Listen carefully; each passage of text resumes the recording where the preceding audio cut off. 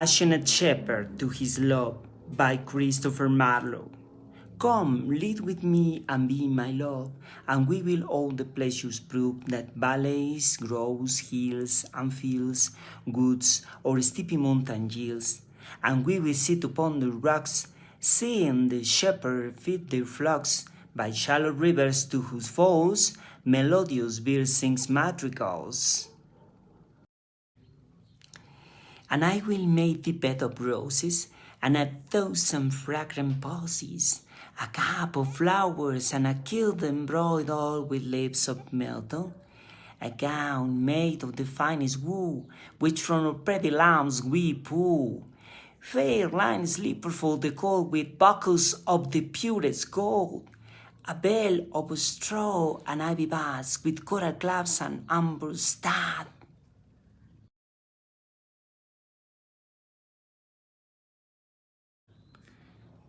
And if these pleasures mighty move, come lead with me and be my love. The shepherd swains shall dance and sing, for thy delight each May morning. If these delights thy mind may move, then lead with me and be my love.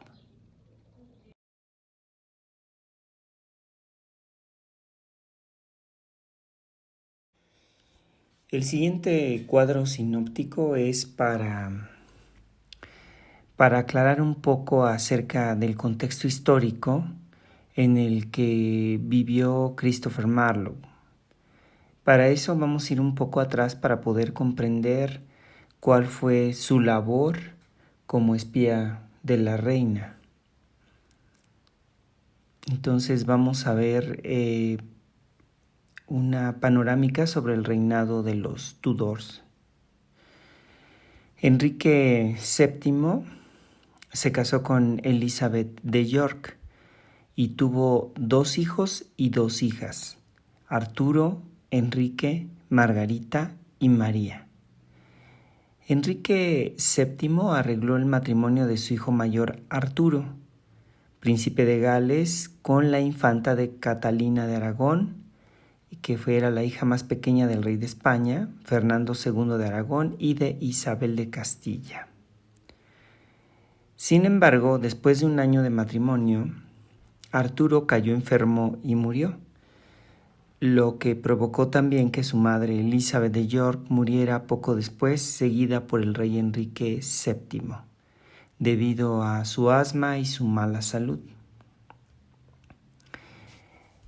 Después de 5 meses de la muerte de su hermano, a Enrique se le nombró príncipe de Gales y se casó con su cuñada Catalina de Aragón, no sin antes solicitar una dispensa papal, arguyendo que el matrimonio con su hermano Arturo no se había consumado, por lo que tuvieron una hija a la que llamaron María, a la cual comprometieron con Felipe de España. Pero la lujuria de Enrique VIII y su búsqueda por un heredero varón lo llevaron a solicitar el divorcio, aunque el Papa le daba largas y pasaba su caso a distintas instancias para retardar la decisión o no tomarla. Entonces Enrique, ante la dispersión de las ideas luteranas en Inglaterra, decidió presionar a las autoridades eclesiásticas de su reino para que lo nombraran el único representante supremo de la Iglesia en Inglaterra. Por lo que hubo bastantes miembros del clero que perdieron la vida por oponerse al rey. Sin embargo, ya libre de las presiones externas de la Iglesia, se divorció de Catalina y se casó con Ana Bolena, quien le dio otra hija, que se llamó Isabel, y tuvo varios abortos, por lo que el rey, disgustado, la mandó a arrestar acusándola de adulterio con su propio hermano y la sentenció a morir cortándole la cabeza. Mientras tanto, se fueron diluyendo los conventos y monasterios para apropiarse de sus riquezas y para engrandecer el reino. Enrique se casó con Jane Seymour y por fin nació el heredero varón que tanto había esperado, al que llamó Eduardo. Sin embargo, le costó la vida a Jane, quien murió de fiebre unas semanas después. Enrique permaneció soltero por un par de años hasta que su consejero Cromwell concertó un casamiento por alianzas financieras con Ana de Cleves, que resultó que no fue muy del agrado del rey, por lo que nunca consumó el matrimonio y se divorció de ella, aunque la mantuvo en un lugar alejado con una pensión. A Cromwell se le acusó de traición y se le ejecutó mientras el rey contraía matrimonio con Catalina Howard, prima de Ana Bolena. Sin embargo, fue acusada de infidelidad y ejecutada como su prima. Para entonces la salud del rey ya estaba en decadencia y necesitaba de una enfermera, Catalina Parr, quien fue su sexta esposa y a la que acusaron de herejía. Sin embargo, convenció al rey de las falsas acusaciones y salió librada de la muerte. El rey Enrique VIII murió a los 55 años, por lo que le sucedió su único hijo Eduardo VI cuando tenía 9 años. Sin embargo, murió a los 15 años por su precaria salud. Temiendo que se nombrara reina a alguna de las otras hijas, el protector del rey Eduardo VI, Northumberland, lo induce en su lecho de muerte a nominar a Lady Jane, la nieta de la hermana de Enrique, María, y arregla su matrimonio con su sexto hijo para de esa manera apoderarse del reino. Sin embargo, el reinado de Jane solo duró 9 días y fue depuesta acusada de traición, llevada a la prisión de la Torre junto con su esposo, mientras que a su suegro Northumberland lo decapitan. Sin embargo, más tarde, la reina María decide mandar ejecutar a Jane y a su esposo. María es nombrada reina de Inglaterra, pero recordemos que ella era católica y trató de restaurar el antiguo orden, aboliendo las leyes religiosas de Enrique VIII y lanzando persecuciones en contra de los protestantes, lo que le ganó el apodo de María la Sangrienta, pues tenía la mira en restaurar la obediencia papal de Inglaterra. María enfermó de influenza y murió. Isabel fue coronada reina de Inglaterra, pero dejó bien claro que no se reconciliaría con la Iglesia Católica, por lo que ante la amenaza de que los católicos intentaran poner en el trono a su prima María, reina de los escoceses, se vio obligada a firmar la orden de ejecución en contra de ella. El reinado de Isabel I fue una época dorada para Inglaterra, pues floreció el comercio y fundó una colonia en el Nuevo Mundo. También se apoderó de los mares con sus corsarios y piratas, aterrorizando a los buques españoles y robando las riquezas que a su vez habían quitado a los indígenas de estas tierras. Por otro lado, ayudó a los Países Bajos a liberarse del yugo español y a expandir el protestantismo en Europa. Ahora vamos a hablar un poco acerca de la Reforma Protestante. Primero que nada, había una búsqueda de una religión más individual, ¿no? A través de esto de las ideas de Erasmo. Entonces, esta Reforma Protestante es una ruptura de la unidad religiosa. Y entre los principales actores o los protagonistas de esta Reforma Protestante, pues tenemos a Lutero con sus ideas y el luteranismo, y que discutía acerca de que lo más sagrado y la autoridad máxima era la autoridad de la Biblia, que había un sacerdocio universal y la justificación de la fe. Por otro lado, tenemos a Calvino, que también tenía la doctrina de la predestinación y también estuvo difundiendo en Francia y en Inglaterra las ideas de Lutero. Y en el siguiente puesto tenemos a Enrique VIII,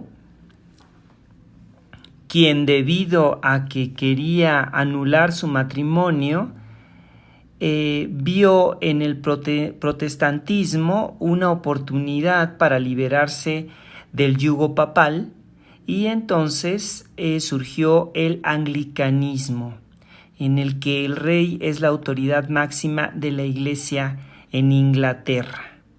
Entonces, ¿cuáles fueron las causas de esta reforma protestante? Pues principalmente se cuestiona la autoridad del Papa, porque necesariamente un Papa es el que tiene conexión con Dios.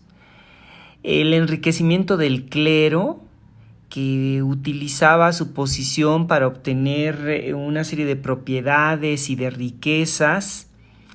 La relajación moral del clero y sobre todo las prácticas abusivas como las indulgencias y las simonías, ¿no? Es decir, vendían los perdones de Dios, los vendían a cambio de riquezas, dinero, propiedades, etc. Entonces, en sí, la reforma protestante está simplificada en este pequeño cuadro sinóptico que nos da una panorámica de cuál era la situación en Europa en esa época y por qué había cierta desconfianza entre los que eran protestantes y entre los que eran católicos, y había espías de ambos lados, ¿no? Para ver de qué manera podía haber un predominio de unos o de otros.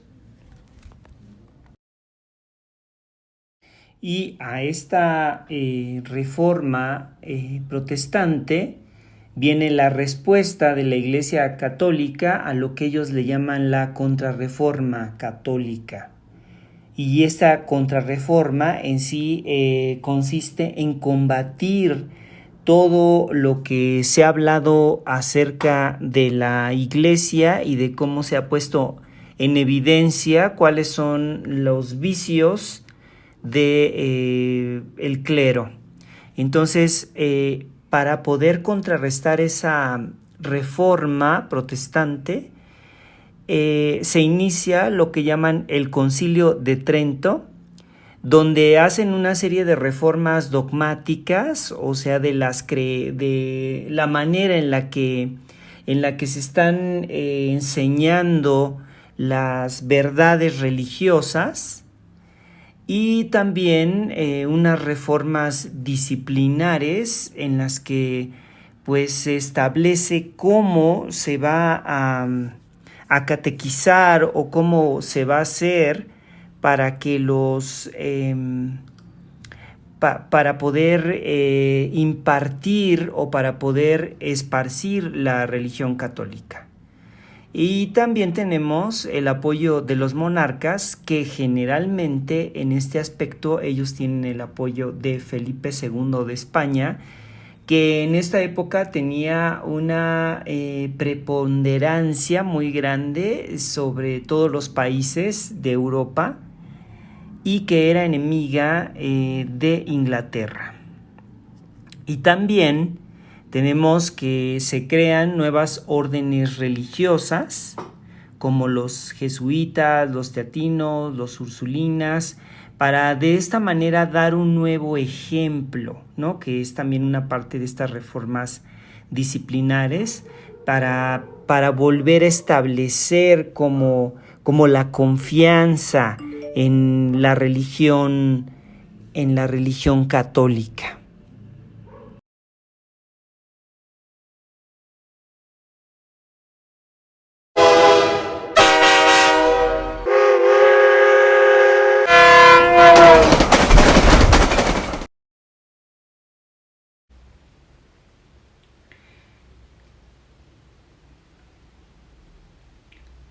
Nunca supe si realmente estaba soñando o estaba en otro cuerpo.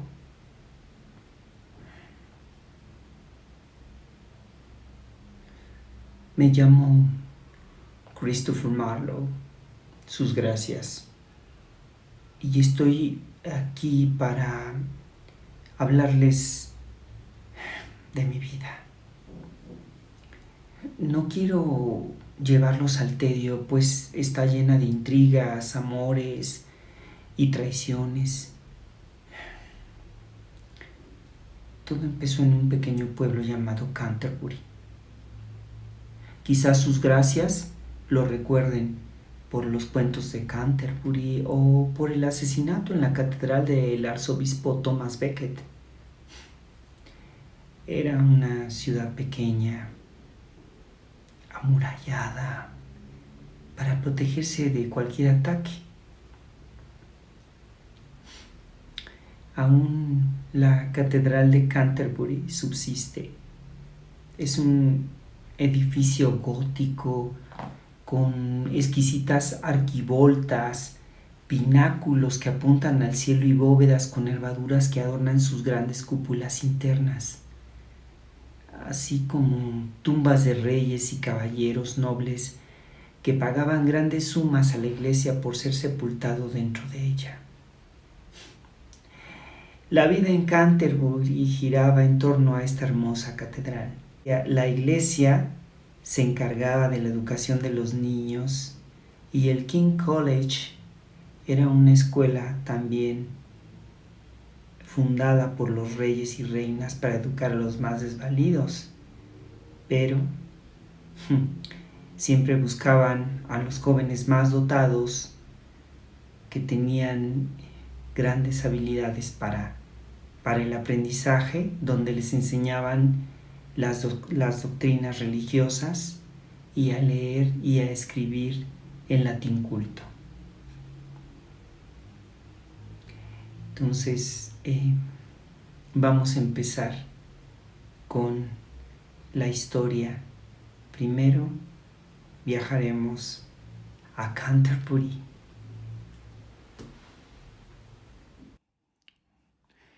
Christopher Marlowe, generalmente las biografías de escritores de tiempos antiguos, en este caso del Renacimiento, en los que no se tienen registros de su vida más que solamente algunos documentos que dan cuenta de su nacimiento y de su muerte, y su obra se basa meramente en especulaciones de lo que hizo. Tomando en cuenta estas libertades que tienen los investigadores, voy a hablar acerca de la obra de Christopher Marlowe y a través de sus obras inferir cuáles eran sus ideas, sus intereses y sus secretos.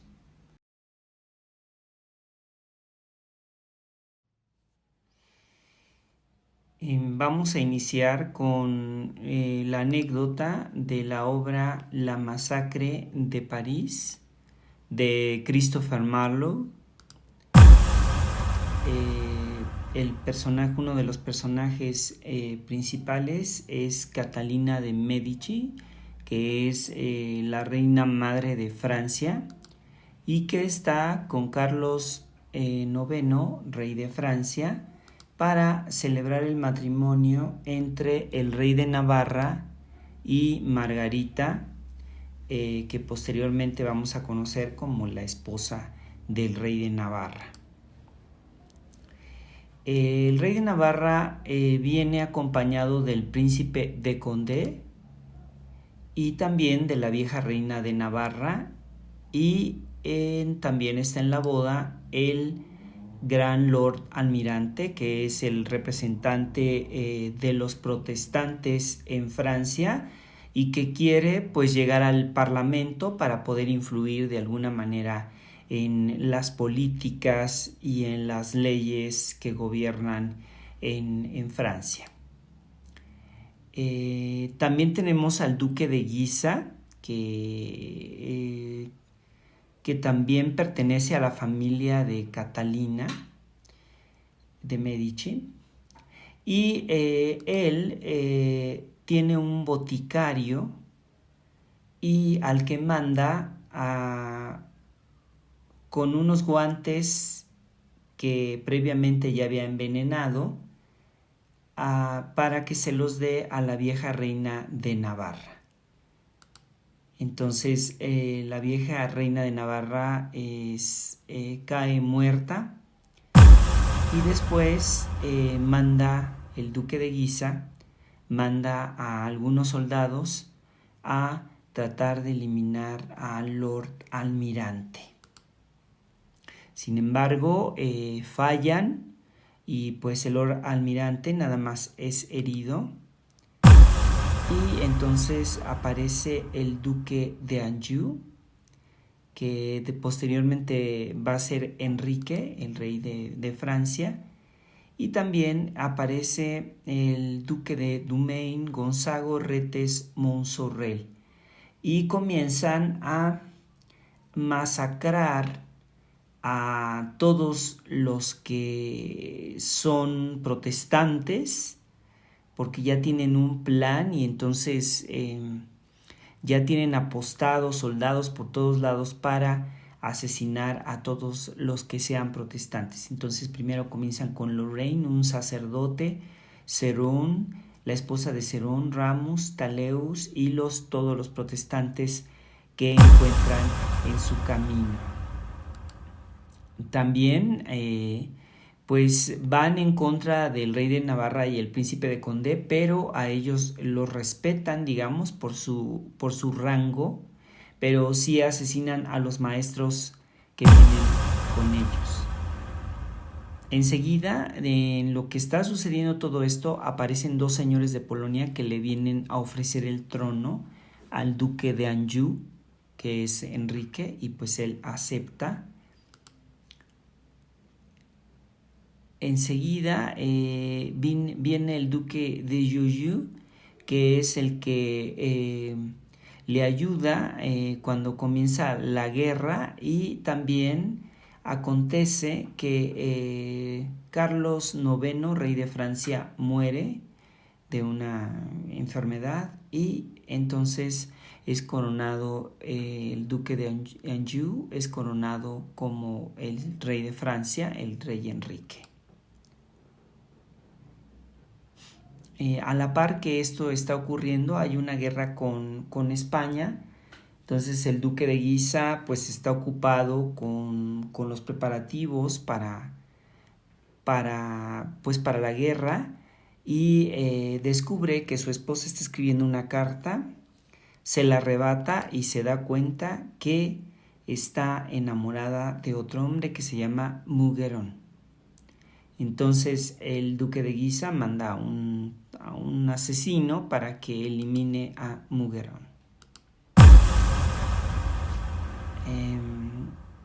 El duque de Anjou, ahora el rey Enrique, se da cuenta de que el duque de Guisa pues está confabulado con Catalina de Medici, la reina madre de Francia, para arrebatarle el trono o para quedarse con el trono y manejar a Francia.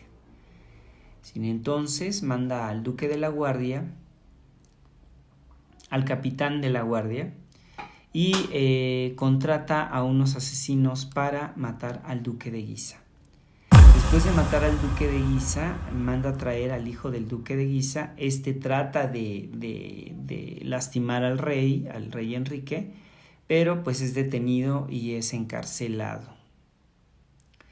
Entonces el duque de Anjou, ahora Enrique, rey de Francia, se rodea de Fernún, que es su consejero, y pues ahí hay una rencilla con de Coutpurs, pero pues no termina muy bien y lo sacan de la corte. Entonces el cardenal de Lorraine se dan cuenta de que también estaba confabulado y lo mandan a asesinar. Entonces el duque de Dumaine, que es el hermano del cardenal de Lorraine, pues está pensando que muy pronto van a ir por él, pero llega un fraile y le ofrece su ayuda y le dice que él puede asesinar al rey.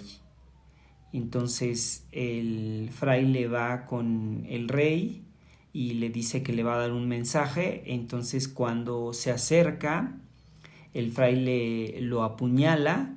Entonces el rey toma el puñal de nuevo y lo mata al fraile con varias puñaladas. Sin embargo, el rey Enrique pensaba que pues las heridas no eran tan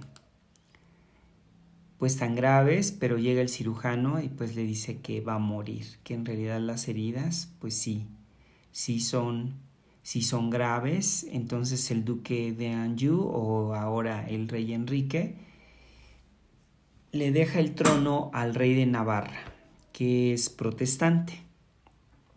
Y entonces ahí termina la anécdota de todo lo que sucede en esta obra que se llama La masacre de París, de Christopher Marlowe. Y también tenemos un agente inglés, y ese agente inglés pues nada más da testimonio de lo que está ocurriendo y se comunica con la reina de Inglaterra.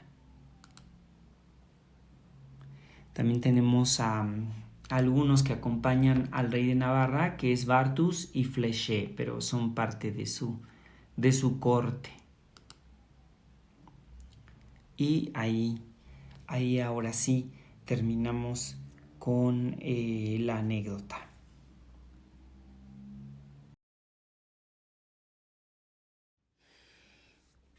Ahora vamos a pasar al modelo actancial de la masacre de París de Christopher Marlowe. Como el héroe tenemos al duque de Guisa, y el duque de Guisa quiere ser rey de Francia, quiere obtener el poder. ¿Por qué? Porque es sobrino de Catalina de Medici y se confabula con ella para obtener el poder.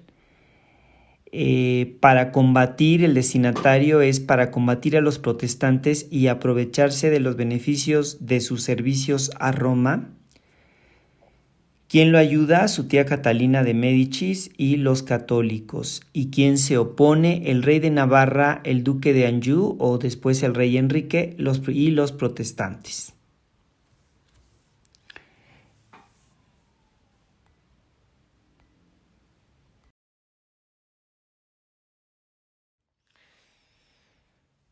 Es una obra no realista,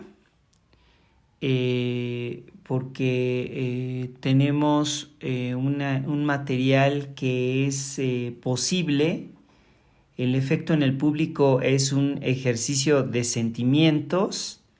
El tono es patético porque hay un exacerbado odio contra los protestantes, y podemos notar que aquí en esta obra Christopher Marlowe nos presenta a los católicos como muy alevosos, como la maldad, y los protestantes como muy confiados, como muy abiertos al diálogo. Pero vemos que los católicos, al menos en esta obra, pues son los que buscan masacrar y eliminar a los protestantes. La trayectoria del personaje, hay una contraposición de ideas. Podemos ver claramente los protestantes contra los católicos, donde al final, con la declaración de que Fernando de Navarra es designado rey de Francia, ganan los protestantes. Entonces vemos una lucha, una contraposición de ideas en la que al final una de ellas prevalece sobre la otra. En este caso, pues prevalecen los protestantes sobre los católicos. Y el género al que nos estamos refiriendo pues es el melodrama, y todo esto pues englobaría el análisis de género de esta obra. Vamos a hablar acerca de la anécdota del judío de Malta de Christopher Marlowe, que inicia con la aparición de Maquiavelo, quien nos da todos los preceptos para poder obtener todas las riquezas y para poder quitar del camino a todos los enemigos. Después aparece el judío de Malta, que es Barrabás, contando sus riquezas y haciendo valoraciones sobre sus naves que van llegando de otros lugares. Aparece el gobernador Fernés, quien es amenazado por Selim Kalimat para que dé el tributo que tiene que dar la isla para que no ser atacados. Y entonces Fernés llega con Barrabás y con todos los otros judíos y les pide que donen la mitad de sus bienes para pagar ese impuesto. A lo que Barrabás se niega y entonces Fernés toma todas sus riquezas y convierte su casa en un convento. Sale Abigail de la casa y le pregunta a su padre qué es lo que está ocurriendo. Barrabás le dice que se va a tener que ordenar como monja para poder sacar las otras riquezas que tiene ocultas en la casa. Entonces Abigail solicita a la abadesa ser monja y entonces la abadesa la acepta. Ella busca el tesoro que tienen escondido y se lo devuelve a su padre. Después de que Barrabás termina con estos asuntos y vuelve a tener otra casa, va al mercado a comprar un esclavo y encuentra a Itamor. Itamor es el que lo va a auxiliar en todas sus fechorías y para vengarse del gobernador Fernés por haberlo despojado de todos sus bienes, pues como él bien sabe que el hijo del gobernador Ludovico y también Matías, que es hijo de Catalina, están enamorados de Abigail, entonces manda a Itamor para que les lleve a cada uno un reto a duelo, simulando que es el otro, es decir, un mensaje de Matías a Ludovico retándolo a duelo y viceversa. Entonces ellos luchan, se pelean y mueren ambos. Después de que mueren ambos, Abigail se enoja porque se da cuenta, porque logra que Itamor confiese que su padre fue el que tramó todo y vuelve a la casa a solicitar al convento, a solicitar ser de nuevo monja. Y entonces Barrabás, enojado por esta situación, manda a Itamor con una olla de arroz envenenado para que lo done a las monjas y para de esta manera matarlas a todas y matar a Abigail también. Pero en la agonía Abigail le confiesa a Fray Bernardino todas las fechorías que ha hecho su padre y Bernardino a su vez nada más le dice a Jácomo que sabe algunas cosas del judío. Entonces Fray Bernardino va con Barrabás y lo comienza a amenazar, haciéndole como saber que él conoce cuáles son los acontecimientos y cómo fue que se deshizo de Ludovico y de Matías.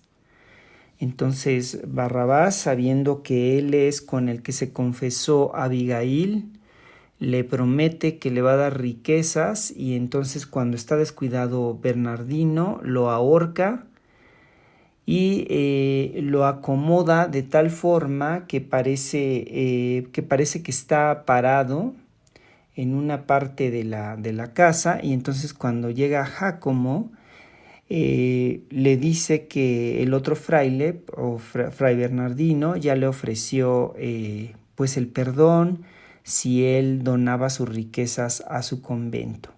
Entonces Jácomo, enojado, toma un palo y golpea a Bernardino. pero entonces Barrabás e Itamor gritan que asesinó al otro fraile y entonces a Jácomo lo ahorcan la justicia. Después de esto, pues Itamor conoce a Bellamira y pues le comienza a contar acerca de las fechorías que ha cometido junto con su amo Barrabás. Bellamira pues le comenta a Pillabolsa, que es su cómplice, y ambos aconsejan a Itamor para que chantajee a Barrabás y para que le saque dinero.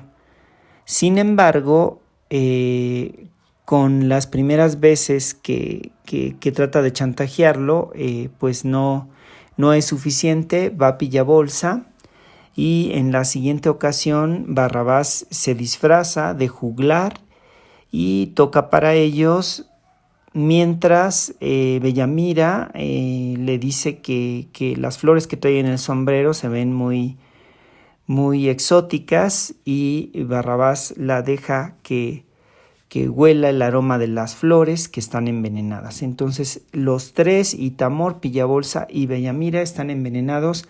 Se dan cuenta de que el judío lo tramó todo y alcanzan a ir con Fernés y confesarle todo. Fernés manda a prender al judío, pero toma una poción que hace parecer que está muerto. Entonces Fernés dice que ya ni vale la pena pues aprenderlo y le ordena a los soldados que lo arrojen del otro lado de la muralla. Del otro lado de la muralla, Barrabás despierta y se encuentra con Selim Kalimat, que está tratando de apoderarse de la isla. Entonces Barrabás le muestra unos pasadizos secretos. Selim Kalimat entra en la isla, lo nombra gobernador y apresa a Fernés y también a Martín del Bosco, que había propuesto su ayuda a Fernés. Sin embargo, pues están ya todos cautivos. Barrabás no se siente como muy tranquilo y decide regresarle el poder a Fernés y liberarlo. Y le dice que va a hacer que el ejército de Selim Kalimat sea exterminado. Para eso hace una gran comida para todo el ejército. Los lleva a una especie como de fortaleza y en esa fortaleza pues pone explosivos por todos lados y mata a todo el ejército. Y para Selim Kalimat pues prepara un pasadizo o un puente por el que tiene que pasar Selim Kalimat y va a caer en una olla de agua hirviendo. Pero Fernés le advierte a tiempo a Selim Kalimat y el que cae en la olla de agua hirviendo es Barrabás, que termina manifestando que todos fueron sus marionetas y que él hizo lo que quiso con todos ellos y que esto fue un fallo en sus cálculos, pero que si hubiera podido él hubiera seguido burlándose de todos ellos. Y ahí termina la anécdota del judío de Malta.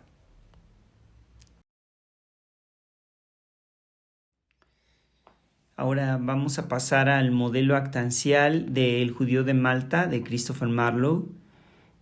Como el héroe tenemos a Barrabás. ¿Qué es lo que quiere Barrabás? Obtener ganancias ilimitadas y recuperar su riqueza. ¿Por qué? Porque ser usurero y obtener ganancias son sus objetivos primordiales y recuperar las riquezas que el gobernador Fernés le confisca con el pretexto de los impuestos al turco Kalimat. ¿Para qué? Para seguir acumulando riqueza y vengarse de todos aquellos que quieran arrebatárselas. Entonces, sus ayudantes son Abigail e Itamor, que es su ayudante. Y por el otro lado tenemos a sus oponentes, que son Fernés, Kalimat, Martín el Bosco, Pillabolsa, Bellamira, Bernardino, Jácomo, Ludovico, Matías, Abigail, la abadesa y la monja. Entonces, a grandes rasgos, pues este es el modelo actancial donde podemos observar cómo funciona la historia y cuáles son las motivaciones y cómo los personajes se van relacionando entre sí y van tomando partido de uno o de otro lado para ayudar al personaje a lograr su objetivo o para oponerse a que lo logre. Entonces, este es una panorámica de cómo está funcionando esta obra.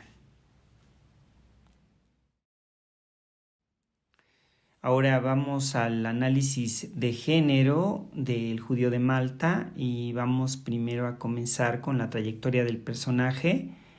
Tenemos una realidad y esta realidad pues está sustituida. Aquí podemos ver la sustitución de la realidad.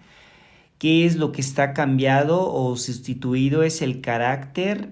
Barrabás es un personaje desmesuradamente ambicioso e interesado. Sus ansias de poder económico son infinitas. Las acciones que toma para liberarse de sus enemigos son extremas. Barrabás es extraordinariamente inteligente e imaginativo, talentos que utiliza para enriquecerse y para quitar de su camino a quien se lo oponga y para poner en contra a sus enemigos para que se exterminen entre ellos. Barrabás es una abstracción de la ambición, por lo tanto, pues sería un símbolo. Ahora, también tenemos una sustitución de la circunstancia, porque hay una serie de acontecimientos que se suceden de tal manera que las coincidencias son demasiado frecuentes a lo que podríamos considerar como un tipo destino y que vienen siempre en auxilio de Barrabás.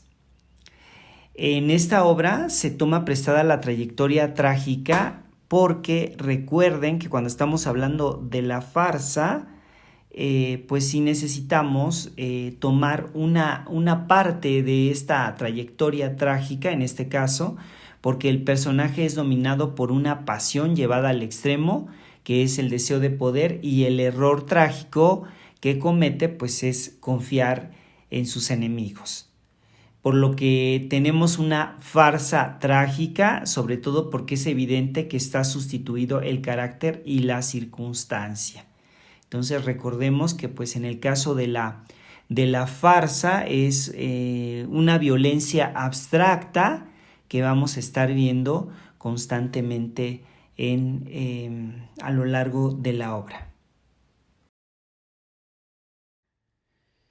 En esta obra lo grotesco está presente por la ambivalencia de las acciones que llevan al público a experimentar un desenfreno de las pasiones más primitivas encarnadas por todos los personajes.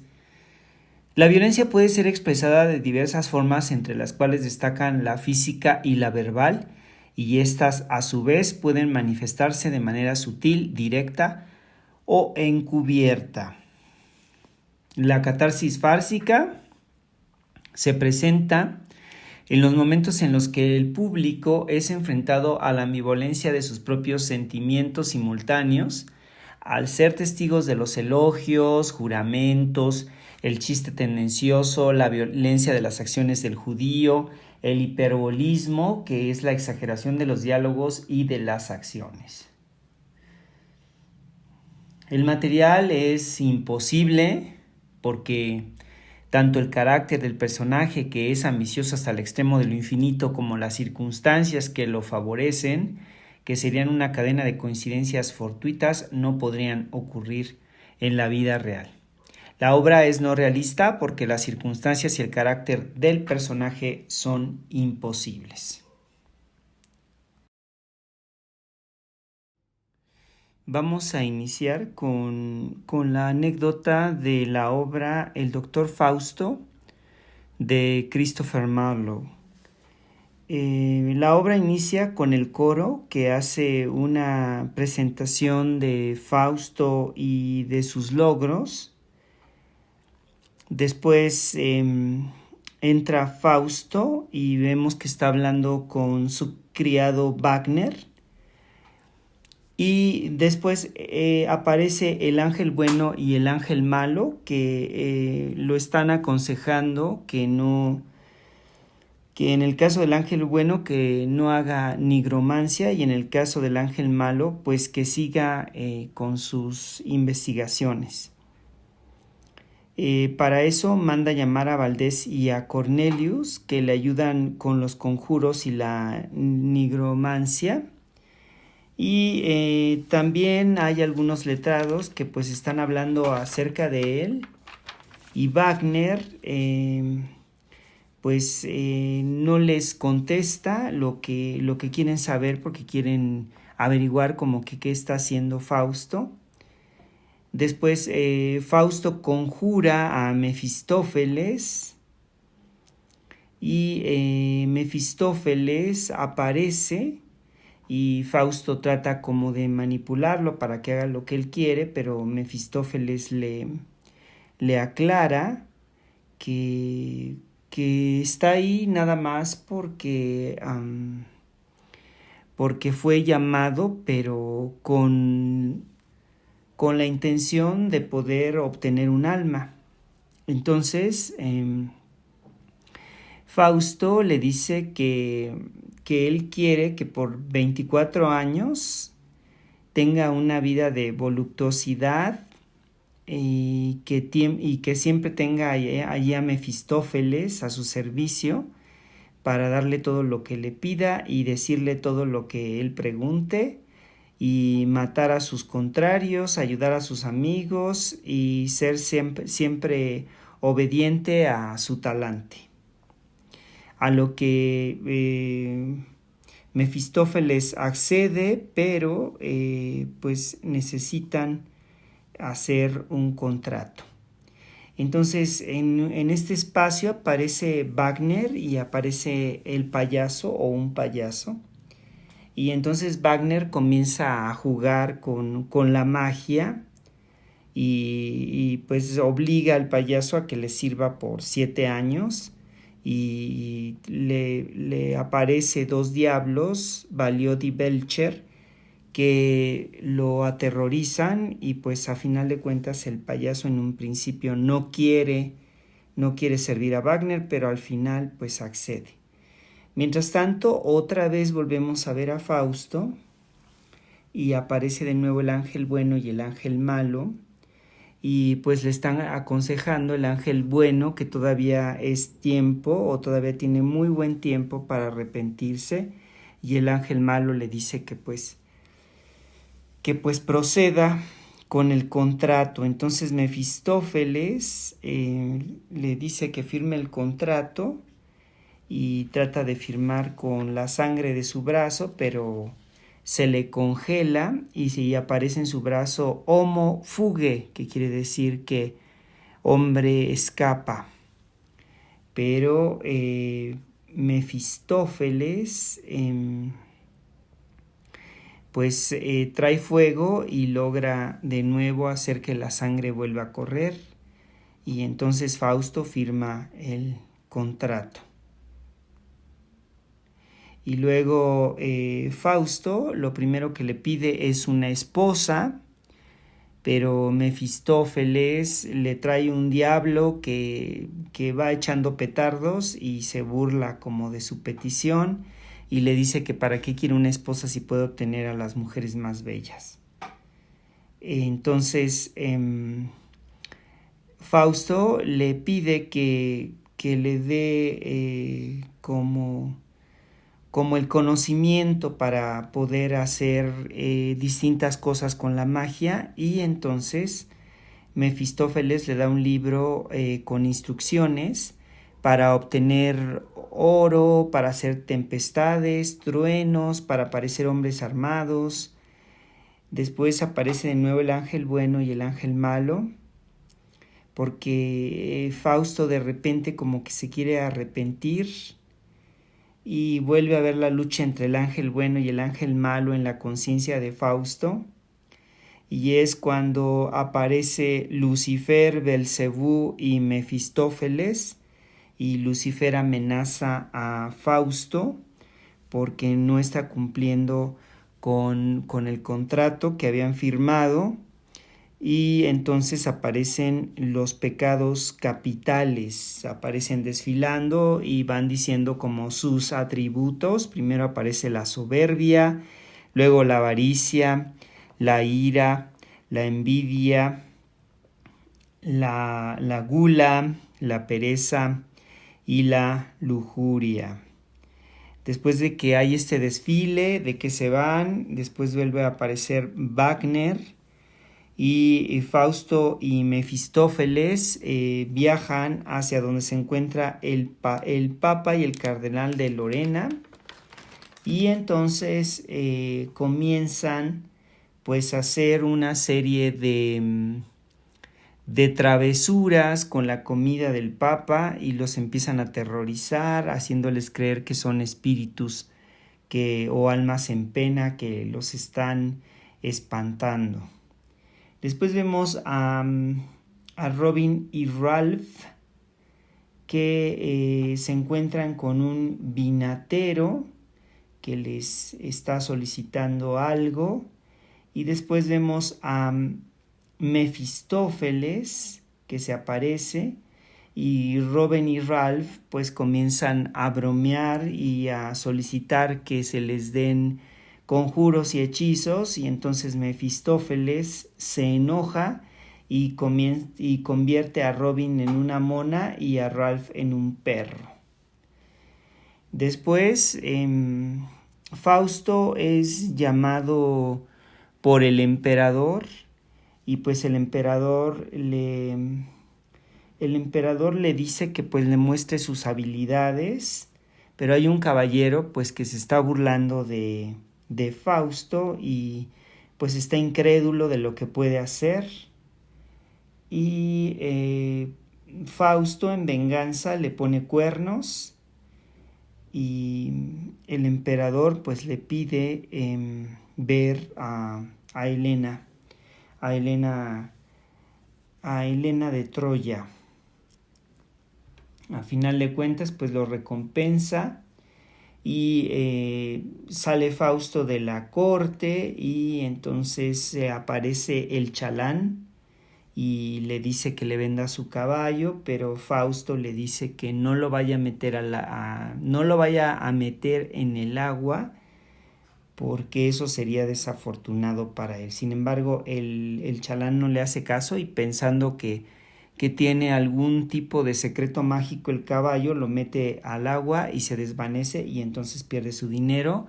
Después trata como de recuperar ese dinero chantajeando a Fausto, pero Fausto está dormido, y entonces Mefistófeles le dice que no se acerque. Cuando él se acerca lo toma de una pierna y se le zafa la pierna, y entonces Fausto despierta y le dice que pues ahora pues lo va a tener que indemnizar, y entonces le logra sacar más dinero. Entonces aparece de nuevo Wagner, y después vemos al duque de Vanhalt y a la duquesa de Vanhalt, y entonces ellos le dicen que lo único que quiere la duquesa, porque está embarazada, es que tiene antojo de uvas, y entonces Fausto manda a Mefistófeles por las uvas hasta el otro lado del mundo, y entonces los complace y ellos lo vuelven a recompensar.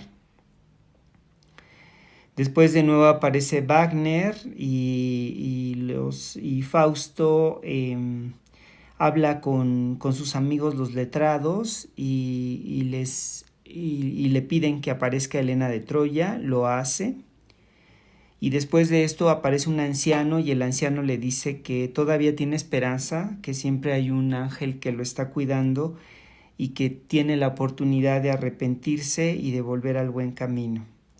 Pero Fausto no acepta el consejo del anciano, y entonces vuelve a pedir que aparezca Helena. De nuevo vuelve a aparecer el anciano, y aparecen unos diablos que tratan como de atemorizarlo, pero pues no lo logran porque su fe es muy grande. Después vuelve a reunirse con los letrados, y es cuando Fausto sabe que ya va a terminar su vida porque ya pasaron los 25 años que le había pedido a Lucifer y a Mefistófeles, y les dice que va a ser enviado al infierno, y los letrados le dicen que se arrepienta, que todavía tiene oportunidad, que ellos van a rezar por él. Sin embargo, Fausto no se arrepiente y al final vemos como el coro nos dice que ha sido llevado al infierno. Y ahí termina pues la anécdota del doctor Fausto de Christopher Marlowe. Ahora vamos a pasar al modelo actancial de la obra El Doctor Fausto de Christopher Marlowe. Entonces tenemos como el personaje principal o el héroe, tenemos a Fausto, y su objeto deseado es que quiere una vida de voluptuosidad, teniendo por siempre a Mefistófeles a su servicio para darle todo lo que pida y decirle todo lo que pregunte, matar contrarios, ayudar amigos y ser siempre obediente a su talante a cambio de perder su alma con Lucifer. El destinador, ¿por qué? Porque quiere disfrutar de la vida. El destinatario, ¿para qué? Para satisfacer sus ansias de conocimiento en todas las materias. ¿Quién lo ayuda? Pues Mefistófeles, el ángel malo, Belcebú, Lucifer y los diablos. ¿Y quién se opone? Pues el ángel bueno, el anciano y los letrados, que serían los oponentes. Entonces, esto sería el modelo actancial, que nos da una panorámica de cómo está funcionando la obra, qué función tiene cada uno de los personajes y qué es lo que desea el personaje principal, por qué, para qué, quién le ayuda y quién se lo opone.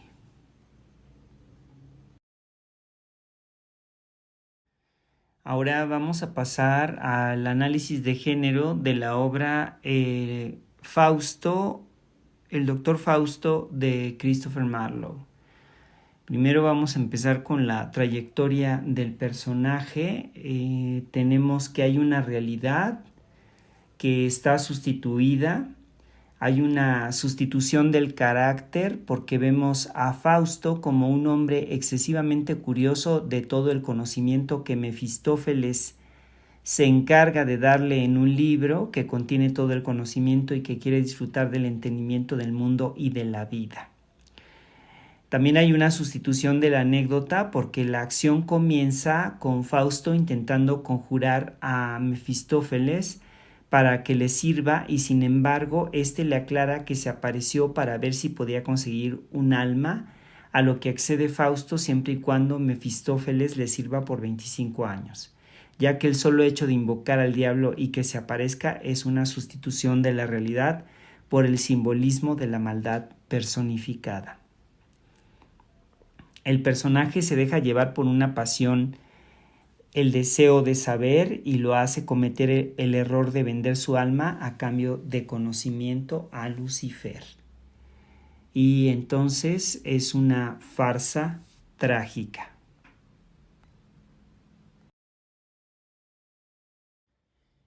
El estilo de Marlowe. Marlowe siempre plasmó en su obra el deseo de sobrepasar todas las fronteras y limitaciones establecidas por el mundo. Convertía a sus figuras centrales en seres extraordinarios con una gran vitalidad y fuerza, la cual los llevaba a alcanzar grandes cotas de poder económico, político e intelectual y a experimentar distintas alternativas en cuanto al placer. Sus protagonistas se enfrentan siempre ante circunstancias que les son contrarias en todos aspectos. Sin embargo, los personajes principales son sobrepujadores, que en inglés podríamos denominarlos como overreacher, una palabra de difícil traducción que designa a quien persigue empresas más allá de su alcance, pero también al exagerado, y logran transgredir el orden establecido porque son el hombre único e individualista que puede ascender desde sus bajos orígenes hasta lograr grandes proezas. Marlowe lleva al extremo una única pasión dominante en un solo personaje central, que se clasificaba bajo las categorías teológicas medievales que designaban al epicureísmo como libido sentiendi, apetito sexual, el maquiavelismo como libido dominandi, voluntad de poder, y el ateísmo libido siendi, deseo de conocimiento. Tamerlán desea el poder, libido dominandi. Barrabás busca la riqueza y en consecuencia el poder que de ella se obtiene, libido dominandi. El doctor Fausto vende su alma al diablo por el deseo de saber, libido siendi, y Eduardo II y Gaveston disfrutan del deseo de placer, libido sentiendi. Los sobrepujadores de Marlowe siempre mueren al final de la obra, porque el autor concebía al mundo como una incesante renovación. Un hombre se eleva por encima de los demás, pero llega el momento en que se tiene que caer para dar paso a la renovación del mundo. La muerte es el encanto final, no la derrota, sino la condición del hombre. Para Marlowe, el ser humano es insaciable tanto espiritualmente como corporalmente, y aún ante la muerte le quedan deseos insatisfechos. Tamerlán se da cuenta de que no puede retener sus riquezas terrenales, pero piensa que va a pasar a realizar una gloria eterna. Barrabás se jacta de sus argucias para eliminar a los que se le interpusieron en su camino y expresa el deseo de seguir probando su inteligencia, de no ser por la muerte que se le atraviesa, producto de un error en sus cálculos. Fausto muere desperdiciando su talento en inmundicias y aún tiene muchas preguntas que hacer. En Eduardo II, Mortimer establece como causa de su caída a la fortuna, no a los medios empleados para conseguir el poder. Su visión no es moral, sino que muestra el poder y la riqueza como un incesante ascenso y descenso dentro de la historia humana.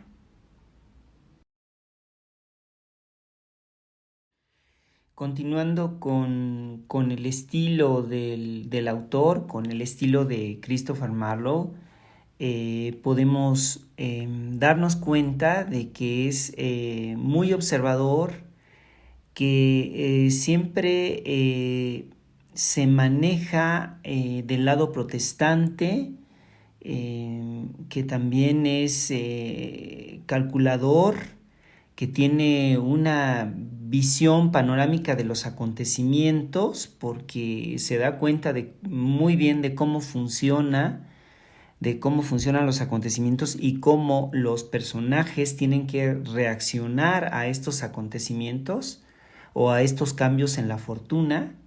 Generalmente sus obras inician con mucha acción de los personajes, pues podemos ver en la masacre de París, inmediatamente inicia con la acción. En El Judío de Malta lo mismo, y tiene una visión clara y sencilla. Todas las acciones son muy rápidas, pero al mismo tiempo es muy clara como la intención de cada acción, y juega con la doble intención de las palabras, porque dice una cosa y significa otra totalmente contraria, ¿no? Los personajes principales son muy tenaces y dominan y manipulan a los otros personajes a su alrededor. La caída de los personajes principales se debe a un fallo de cálculo, a su ambición, a sus deseos desbordados, a su curiosidad por comprender el universo, a su deseo de controlar el destino, a su confianza en sí mismos. Los personajes de Christopher Marlowe son autosuficientes e independientes, siempre están como que saben hasta dónde pueden llegar con toda su fuerza, con toda su astucia, con todo su deseo, y son constantes en la persecución de lo que quieren, son voluntariosos y son obsesivos. Generalmente también podemos ver que hay frases que utiliza de otros idiomas como italiano, español, francés, latín, que parece ser que es la formación que tuvo tanto en en el colegio en donde le enseñaban religión y también podemos ver que en obras como Tamerlán el Grande se refiere a los antiguos persas o nómadas del Medio Oriente. En su poesía pues hay una visión sencilla de lo que significa el amor para él, solamente compartirse uno al otro, porque pues habla en el caso del apasionado pastor y su amor, habla acerca de la naturaleza y de cómo vivir en esa naturaleza pues es un exceso de amor y de sencillez. Hay muchos arrebatos en la escritura de sus obras, es como muy impulsivo, como los personajes también son impulsivos, pero al mismo tiempo pues tienen ciertas características que los hacen muy dominadores del ambiente y de las personas o de los personajes. Entonces, pues a grandes rasgos esto sería como una panorámica sobre el estilo que tiene Christopher Marlowe y que podemos verlo en estas obras que analizamos en La Masacre de París, que pues nos habla acerca de la lucha entre protestantes y católicos, que ya vimos que había una reforma y que había una contrarreforma, y todo esto ha influido en lo que ha escrito Christopher Marlowe. También tenemos El Judío de Malta, donde también se puede observar como a los cristianos, pues, o a los católicos más bien, se les tacha como de hipócritas y como de convenencieros, como de personas que siempre buscan un beneficio, ¿no? Entonces también tenemos el Fausto, en el que fue la obra que se estuvo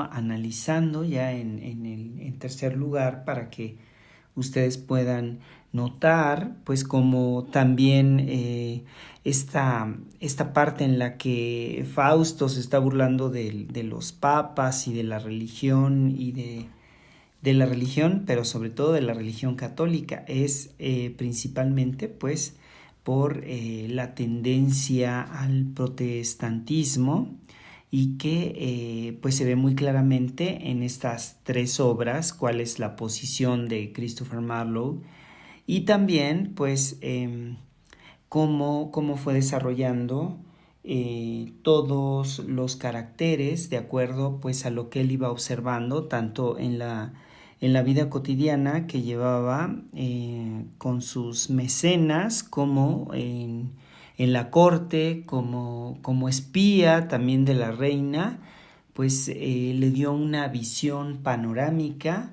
de cómo se manejaban las relaciones de poder y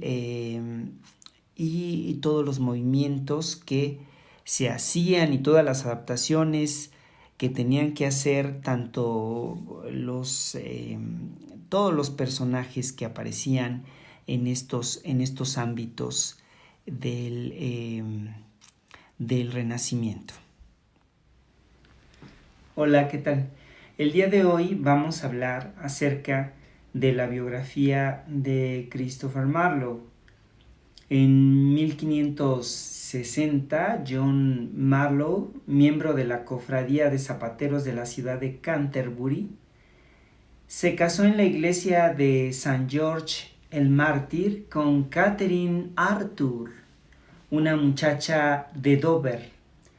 En los primeros 14 años del matrimonio, los Marlowe tuvieron 9 hijos, 4 varones y 5 mujeres. El mayor de los varones y segundo de todos los hermanos fue bautizado el 26 de febrero de 1564 con el nombre de Christopher. En ese entonces, pues Canterbury era una ciudad que hacia la Reforma había sido centro de peregrinación a la tumba de Santo Tomás Becket. y conservaba aún su aspecto medieval. Christopher ingresó en 1579 a los 15 años en el King's School, un colegio cuyo edificio aún se alza dentro del área correspondiente a la Catedral de Canterbury, a la cual solo podían acceder entonces muchachos que ya supieran leer y escribir, aunque el colegio albergaba a los alumnos 4 o 5 años. A Marlowe le bastó uno para estar en condiciones de hacerse universitario. En 1580, favorecido con una de las becas establecidas por Matthew Parker, arzobispo de Canterbury, ingresó en el Corpus Christi, uno de los colegios más antiguos de Cambridge, en donde pasaría 6 años y medio. Pese a los esfuerzos del arzobispo Parker entre 1560 y 1570, el calvinismo se había difundido vastamente en la universidad. Los internados de Corpus Christi tenían permitido totalizar un mes de ausencia cada año. Marlowe, sin embargo, faltó 6 semanas en el segundo curso, 7 en el tercero y se supone que muchas más en el quinto. En 1584 debió proponerse o simular que se proponía tomar los hábitos, pues ya graduado de bachiller, le fue renovada la beca, cosa que solo se lograba bajo aquella condición. En 1587 se concedió a Christopher Marlowe el derecho a entrar al Master of Arts of Corpus, opción que en el último momento le fue denegada en virtud de rumores que lo señalaban como asistente del seminario de cierto doctor Allen para la formación de jesuitas en Reims. En 1570, Pío V había excomulgado a la reina Isabel. Inglaterra era una nación a la defensiva y las actividades de la contrarreforma movían al temor y a la animosidad, sobre todo porque muchos católicos viajaban al continente y regresaban en calidad de agitadores de la fe. Esto no era el caso de Marlowe, antes bien, su relación con los católicos fue producto de su casi segura labor para los servicios secretos de la reina. El 29 de junio de 1587, el Consejo Privado envió a Corpus una carta certificando que Marlowe no había estado en Reims, cosa no del todo cierta, y asegurando que había prestado buenos servicios a su majestad. Marlowe obtuvo el título de Master of Arts y para fines de 1587 el Teatro de la Rosa en Londres ya había estrenado las 2 partes de Tamerlán el Grande. Se supone que Marlowe estaba en estrecha relación con Francis Walsingham, el secretario del Servicio Secreto de la Reina, hombre que se encontraba en el centro de una gigantesca red de espionaje anticatólica creada por el Consejo Privado como consecuencia de las campañas contrarreformistas y la matanza de la noche de San Bartolomé. Básicamente, los hombres de Walsingham viajaban al continente y, adscribiéndose al seminario jesuítico, volvían a Inglaterra como agitadores, cuando en realidad se dedicaban a delatar católicos y a pasar información.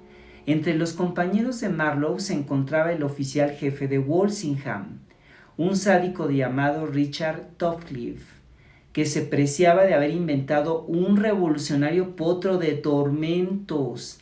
A sus órdenes, entre otros, trabajaban Richard Baines, que planeara asesinar el seminario entero de Reims, envenenando el pozo artesiano, como hace Barrabás en El Judío de Malta.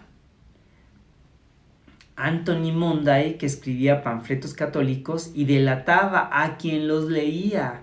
Robert Poley, doble espía a quien los jesuitas se encargaron vigilar a Walsingham y acabó casándose con su hija. Y un tal Whitgift, conspiguo torturador de martinistas.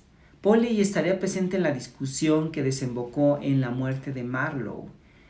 El empleo de con toda probabilidad, no consistía más que en portar mensajes entre el gobierno inglés y sus embajadores. pero sin duda le proporcionó información de primera mano a Christopher sobre la clase de política que describe en la masacre de París y el judío de Malta.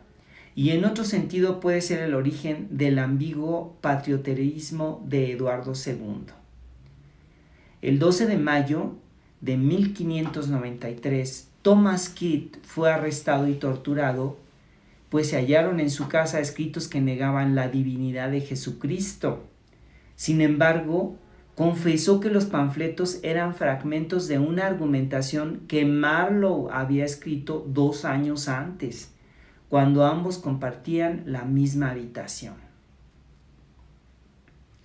El 18 de mayo se ordenó la detención de Marlowe, pero no existe evidencia de que el consejo lo haya interrogado, aunque sí la certeza de que recuperó rápidamente su libertad. El 30 de mayo de 1592, 4 hombres se encontraron en la casa de una viuda llamada Eleanor Bull, en Deptford Strand. Eran Christopher Marlowe, Robert Poley, Ingram Fraser y Nicholas Scarce, todos relacionados con el influyente Walsingham. Se pusieron a jugar cartas en la mesa. Durante el juego se produjo entre Fraser y Marlowe una discusión acalorada, y este último le arrebató a Fraser la daga que llevaba en el cinturón. En el forcejeo, la punta acabó hundiéndose en el cerebro de Marlowe. Fue una herida que le produjo la muerte instantánea. Y aquí es donde termina la vida de este gran dramaturgo, Christopher Marlowe.